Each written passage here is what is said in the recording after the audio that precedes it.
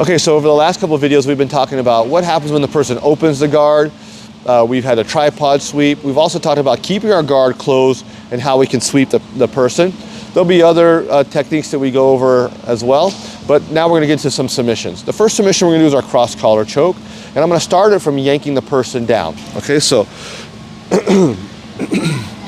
whenever you're in Ike's position, you never wanna be bent over like this. If you're bent over like this is easy for me to get my submissions.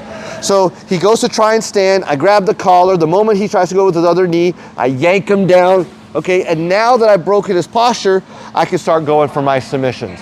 Now, we're gonna do this without the grip so that you can see, but step one, I open the collar and I put my hand as deep as I can, okay? How do you know when you're deep enough? You grab that tag. Anything more shallow than that, it's gonna be very hard to submit. And in all chokes, the first hand is the most important. For example, if I grab the first hand like this, but I do the second hand really deep, he's not gonna tap. The first hand is always the most important grip when you're going for a choke, okay? The other thing is we have the bones and then we have the meat of our arm. I wanna give him the bone of my arm. So if I put my hand in like this, which is curled for his neck, this is not gonna be good for my submission. So I wanna turn my hand up so that I hit the bone on his neck here. So I go one, deep. Now I need to get my hand on the other side. Well, how do I do that? I use my legs. I open my guard, I keep my knees pinched, and I scissor my legs. One goes down, the other goes up. How do I know which one goes up? Well, the one that, the side that I want to get to, that knee needs to go up. For example, if I want to go on this side, I'd bring this knee up, you see? And you can just drill this a little bit so you get this idea. Now that I'm on the correct side, you see all this loose material here? All I need to do is just grab it.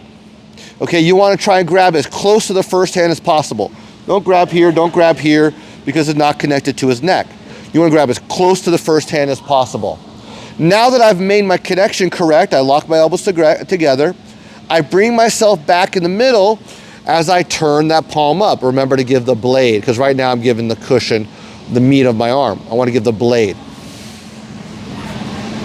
So when I come back in the middle, if I do it correctly, they should tap. Okay, now let's say I did everything correct, but he doesn't tap. The finishing position I can do is I bring him forward, and then I bring my elbows to the mat. Don't flare your elbows open. This is very common when people first start. They go like this, but he just tuck his head underneath my elbow, and he's out. So when you're ready to submit, bring your elbows down. So what's happening? His neck is in between there. When I bring my elbows down, you see that space gets thinner, and that gives the pressure.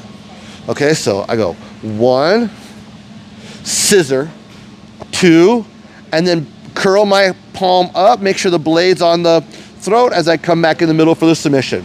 If he doesn't tap here, rock him forward, elbows to the mat. The other way you can think about it is open your chest. So look at my gi here. I open my chest. And that way I'm using my back muscles, which are very strong, because sometimes what people are gonna do is they're gonna lock my elbows together with their arms, like this.